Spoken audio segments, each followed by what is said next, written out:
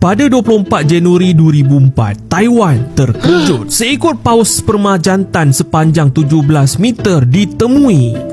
Bomber nelayan profesor universiti tempatan semua dikerahkan cari jalan untuk angkat paus ni. Benda first time terjadi dekat Taiwan. Semua tak ada experience, semua jadi kelang kabut. Angkat pakai kren satu, kren tak kuat. Kena call kren kedua, tunggu kren kedua sampai. Dah berjaya angkat, letak atas lori, lori pula tak muat. Kena call lori lebih besar, tunggu lori yang lebih besar tu sampai. Proses ini saja ambil masa 3 hari. 26 Januari pukul 3 pagi, paus tu akhirnya berjaya dipindahkan ke atas lori. Tapi masalah tak habis lagi. Paus tu kena hantar ke universiti sejauh 50 km. Benda berat 56 tan mat. Mereka ikat ketat-ketat tak bagi. Lori tu masuk kawasan pekan. Orang ramai tengah nak pergi kerja. Tak ada hujan, tak ada ribut. Paus tu meletup. Kebabom. Benda boleh meletup semalam, benda boleh meletup kemarin, tapi dia nak meletup depan kereta Honda. Kereta kedai orang ramai semua kena tempias dan bau dia.